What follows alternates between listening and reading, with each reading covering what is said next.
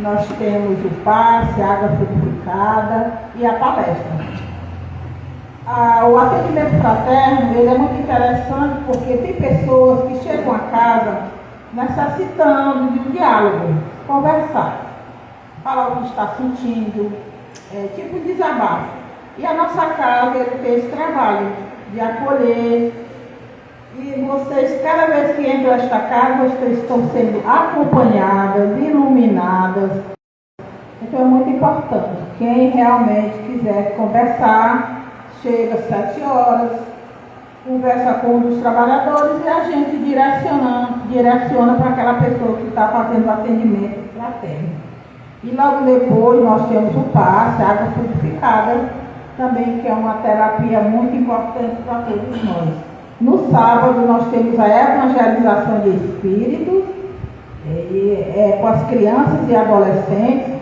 Também quem tiver suas crianças, adolescentes em casa e quiser trazer para aprofundar nesse conhecimento, porque nós sabemos que é muito importante as nossas crianças, desde pequenas, ter esse conhecimento, conhecer a Deus, chegar mais perto dele, porque através do estudo, das palestras, né, com as nossas irmãs que estão direcionando o trabalho, é que a gente vai começando a aprender, a ter conhecimento, a conversar, a participar. E é muito importante esse trabalho com as crianças, né? Também no sábado, sim, e a evangelização é das 16 horas às 17 horas, no sábado.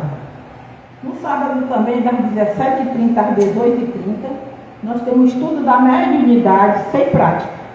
É um estudo que a gente, quem desejar vir, vai entender o que é a mediunidade, por que eu sinto isso, se eu tenho realmente essa mediunidade bem aberta, tá certo? Para trabalhar, para ajudar. Porque todos nós temos mediunidade.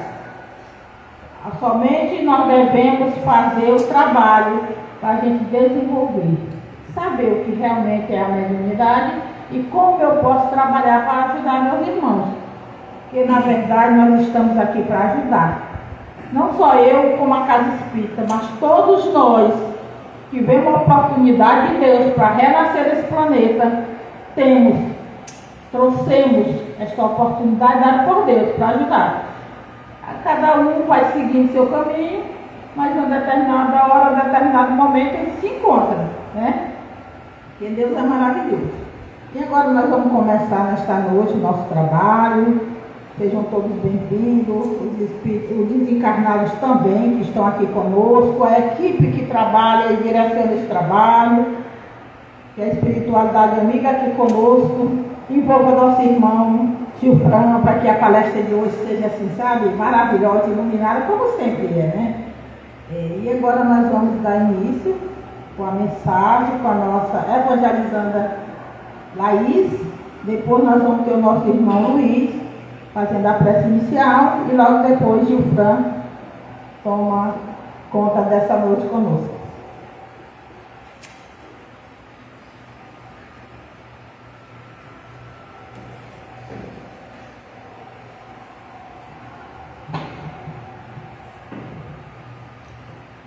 Não fique se lastimando de ser rosto. Não permaneça recordando o erro e se martirizando. Prometa a Deus não cometer a mesma falta. A vida caminha para a frente. O que passou, passou. Levante o pensamento e entre no trabalho com alegria e ânimo. O trabalho bem executado vai esquecer o passado faltoso e cumpra o que prometer a Deus. O movimento da vida é voltado para o futuro para que possamos recomeçar sempre.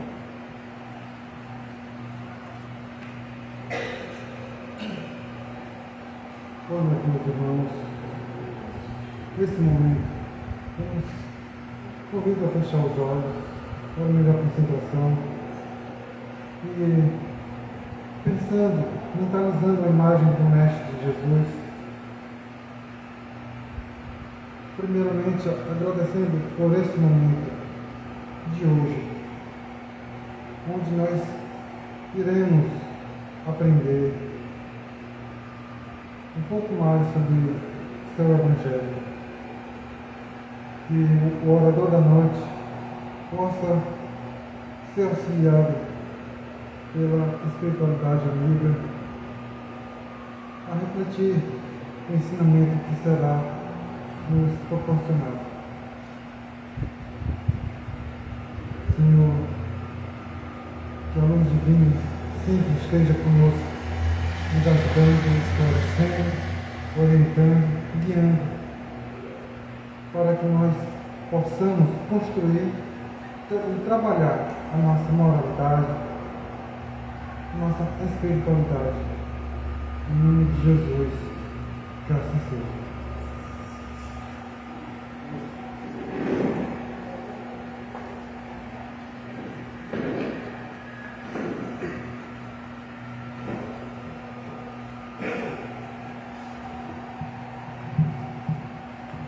Boa noite a todos e a todas.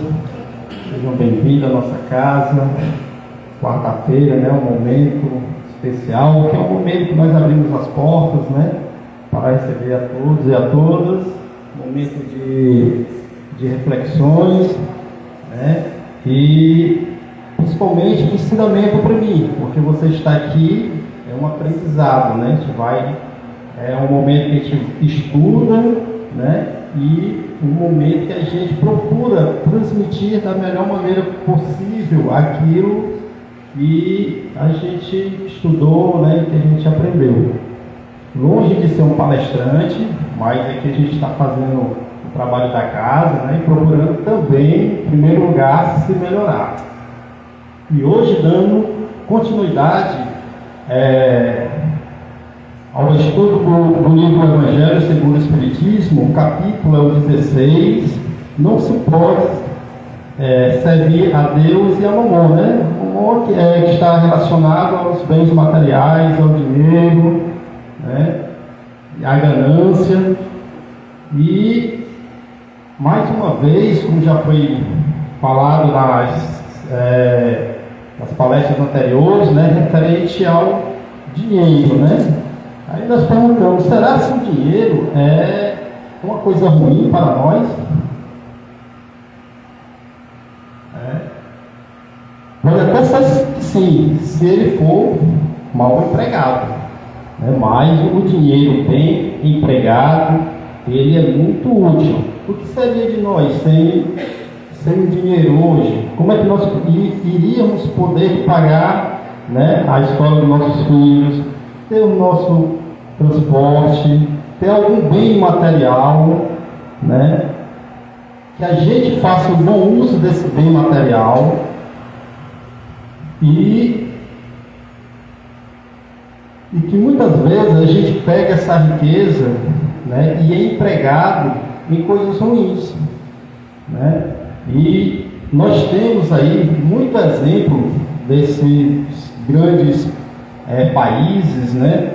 Onde nós vemos aí guerras, um investimento tão grande aí de milhões e milhões, onde poderia ser empregado, né, com a população, com coisas boas, com a ciência, né, com a educação, com a medicina, e a gente vê o investimento em armas, né, e em destruição. E quando falamos em utilidade, é porque Jesus nos dá a oportunidade, Deus nos dá a oportunidade desse bem, né? E que a gente possa utilizar ele da melhor maneira possível. E o item hoje é o item 7, utilidade providencial da riqueza, provas da riqueza e da miséria. Deus nos dá essa oportunidade e muitas vezes vem como prova, né, para nós testarmos nosso ego, nosso egoísmo. E ele também, quando fala em provas da riqueza e da miséria, olha lá que ele está falando, não é na pobreza, é miséria mesmo. É aquela situação que a pessoa vem, né, e passa necessidades mesmo, fome, né, todo tipo de infortúnios. E quando falamos de riqueza, né, quando nós estamos lá no plano espiritual, né, que nós escolhemos, né, vir com essa prova da riqueza, né, muitas vezes nós esquecemos desse planejamento e botamos todo esse planejamento a perder. Mas temos também a oportunidade aqui na Terra de batalharmos, né, e conquistarmos nossos bens materiais através também do trabalho. No livro Estudando o Evangelho de Martins Peralva, capítulo 16, onde fala sobre a riqueza, né, tem várias formas de se conseguir essa riqueza. E ele explica bem aqui e diz da seguinte forma: que há quem enriqueça pelo esforço próprio no trabalho e honesto. Há quem se torne milionário por efeito de heranças ou doações. E há também aqueles, contudo, os que trazem suas arcas repletas em sequência de atividades ilícitas, desonestas, expoliando aqui, enganando acolá, defraudando mais adiante. E ele explica ainda que a fortuna, todavia, em si mesmo não é boa nem má, é neutra. Olha lá, a riqueza, ela é neutra. Então, você que vai direcionar ela se é para o bem ou para o mal.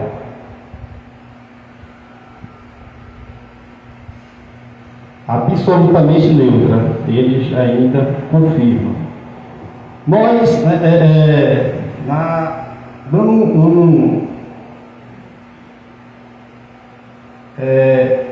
quando levamos as parábolas, né, de Jesus, nós, e aí eu verificando as parábolas, né, e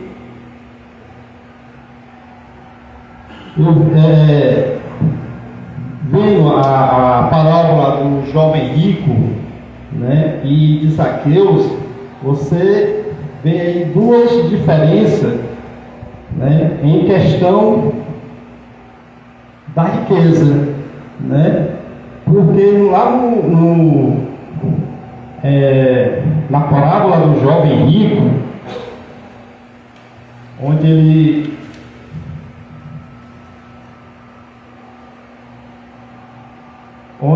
o jovem procura Jesus e pergunta: como alcançar a vida eterna? Pois este jovem, ele já obedecia várias leis, né, vários mandamentos, né, e Jesus disse,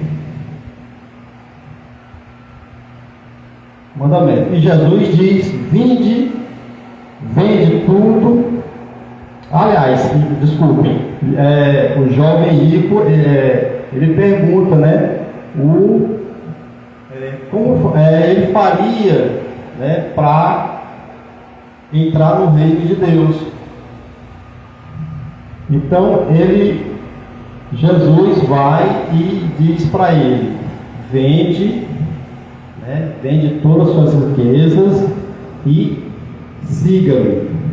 O jovem, né, ele ficou de cabeça baixa, né, virou-se e retornou para trás. Então,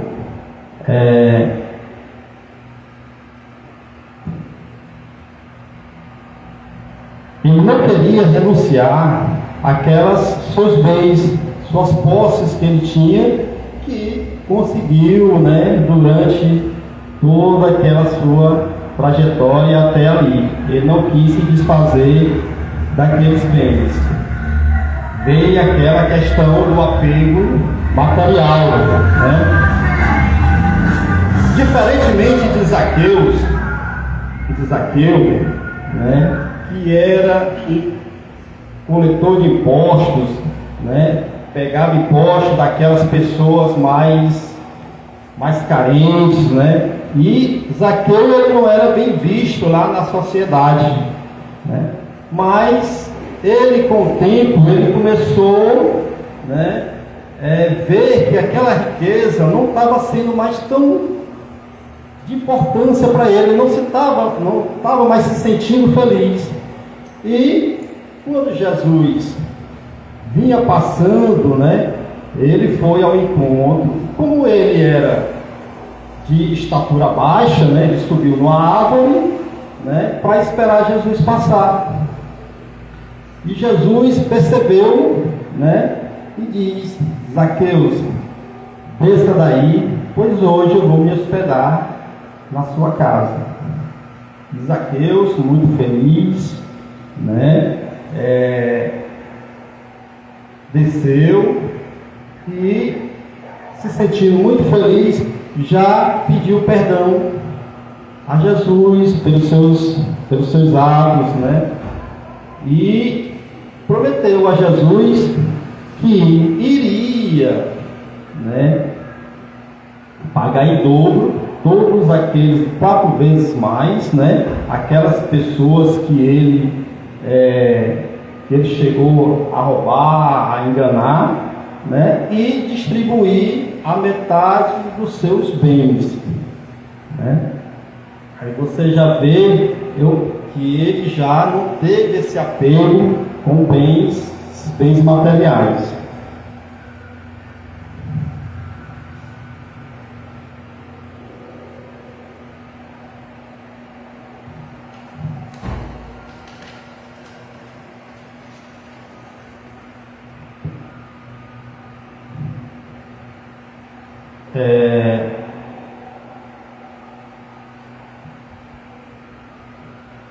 No céu e o inferno, onde temos lá a Condessa de Paula, né,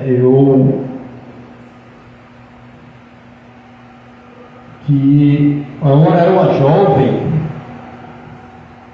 né, uma jovem muito rica, né, uma jovem bela e rica.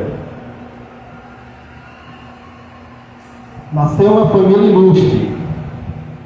E além disso, era o modelo completo de todas as virtudes de coração e espírito. Ela morreu aos 36 anos, em 1851. E ela era uma dessas criaturas, né, dessas pessoas, né, tem aquelas pessoas que são muito boas, né, de coração e tudo. E quando às vezes passa tão cedo, a gente diz: poxa, a pessoa era tão boa, né? Era tão gentil, tudo, mas era cheia de vida, e partiu, né, tão cedo. Então, aos 36 anos, ela desencarnou. E eu lendo aqui algumas coisas dela,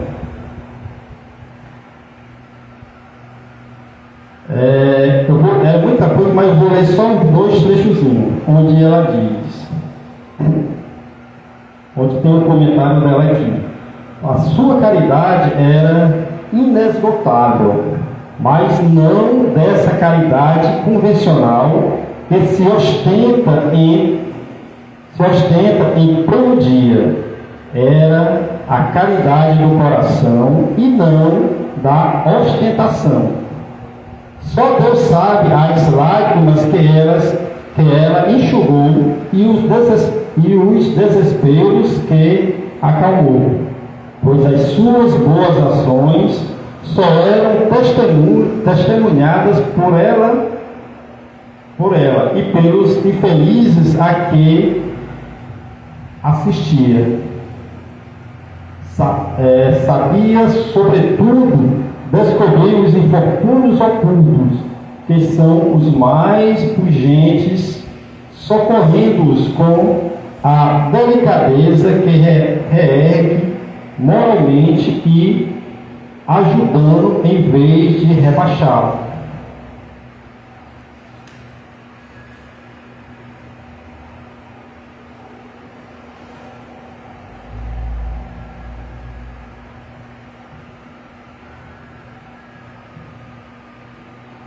E ela vai, em um determinado momento, ela já no plano, né, espiritual, ela conta da seguinte forma: não foi sem lutas que cheguei à posição que ocupo na vida espiritual. Sabes que a minha última existência, por mais meritória que te pareça, não seria suficiente para isso. Durante muitas existências passei pelas provas do trabalho e da miséria, que voluntariamente escolheram para fortificar e depurar minha alma. Tive a felicidade de sair vitoriosa dessas provas, mas restava ainda uma a enfrentar, a mais perigosa de todas, a da fortuna e do bem-estar material. De um bem-estar sem mistura de amarguras. Nela estava o perigo. Antes de tentar, desejei sentir-me suficientemente forte para não sucumbir. Deus levou em conta a minha boa intenção e me concedeu a graça de me amparar. Muitos espíritos seduzidos pelas aparências se precipitam na escolha, e que desgraça! Demasiado fracos para enfrentar o perigo. As seduções triunfam sobre a sua inexperiência. Então, ela, antes de escolher essa prova, né, da riqueza, né, ela foi testada, né, várias vezes. Ela não escolheu essa prova de repente, né? Ela passou por várias situações até chegar a escolher essa prova da riqueza. Condessa de Paula está lá no Céu e o Inferno, no livro Céu e Inferno.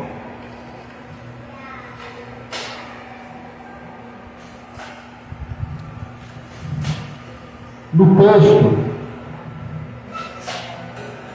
diz que a riqueza é uma prova muito arriscada e mais perigosa do que a miséria, pelas tentações que gerem, pela fascinação que exerce. É um supremo excitante do orgulho e do egoísmo e da vida sensual. É o laço mais perigoso que prende o homem à terra e lhe desvia o céu e o pensamento, e muitas vezes, quando passa da miséria, a riqueza esquece da sua primeira condição, esquece daquele que lhe ajudou, que lhe estendeu a mão.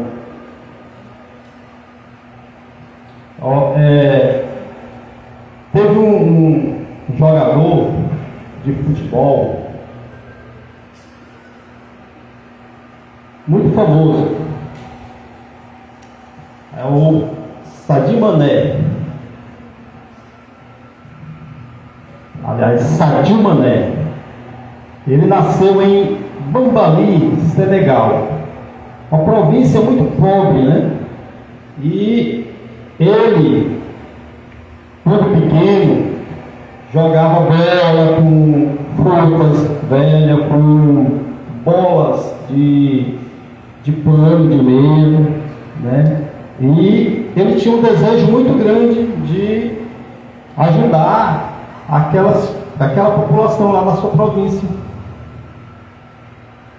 E então, com um determinado tempo, ele tentou fugir para poder, né, tentar a vida no esporte em outro país, porque lá realmente não dava, né? Ele foi encontrado, fugiu, foi encontrado, né, conversou com a família, né, que era muito religiosa, e passou mais um tempo estudando, até que ele convenceu a família a sair e tentar a vida no esporte. Bem, ele conseguiu, né? Saiu daquela sua origem muito humilde, né? E se tornou um dos grandes craques do futebol africano, né? E nacional. Mas ele ficou conhecido com a seguinte frase: quando ele ia para um jogo de futebol, se eu não me engano, para um jogo ou era um treino, ele foi com o celular dele, né, todo quebrado, rachado, e hoje, né, a mídia vê isso aí. Então, né, já viralizou e tudo. E numa entrevista que ele deu para uma revista, né, ele disse da seguinte forma: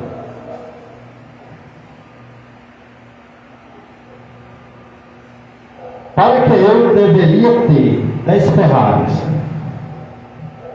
20 relógios com diamantes e 2 aviões, o que isso ia fazer pelo meu povo? Então ele usou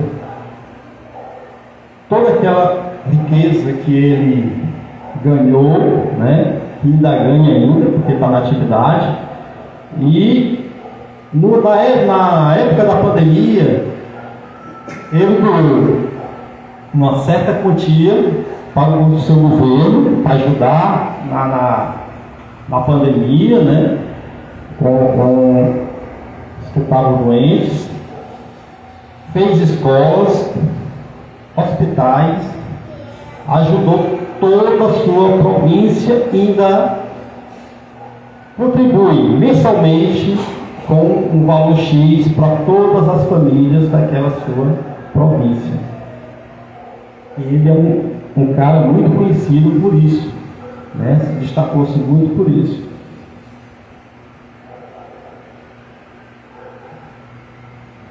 E para encerrar, meus amigos, eu vou trazer aqui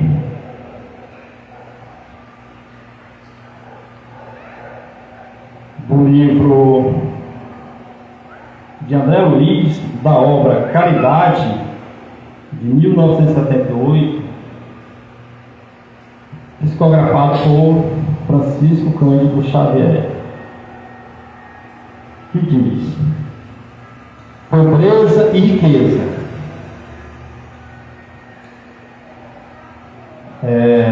Pobreza e Riqueza, de André Luiz, por Chico Xavier. Mensagem de número 42. O pobre de humildade e de espírito de serviço, é o irmão direto do rico. De avareza à indiferença. O pobre rico de resignação e de atividade no bem é o companheiro ideal do rico, rico de bondade e de entendimento. Pobreza e riqueza são portas abertas à glorificação espiritual. Na primeira é mais fácil aprender e servir, na segunda a ciência dá exibe agradável acesso. Não vale a pobreza sem conformação, e ruinosa é a riqueza insensata. Todos os homens, na intimidade de si mesmos, são defrontados por desafios da carência e da fortuna, que os convocam ao esforço de sublimação. Aquele que se empobrece de ignorância e maldade, buscando enriquecer-se de amor e sabedoria no serviço ao próximo, através do trabalho e do estudo incessantes, adquirindo compreensão e conhecimento, luz e paz, diante das leis divinas, é de todos os pobres e de todos os ricos o homem mais valioso e mais feliz. Agradeço aí a todos e a todas pela presença, né? E levem essas reflexões, né? E tenham todos uma boa noite, né? E Deus acompanhe a todos nós para o nosso lado de segurança. Que assim seja.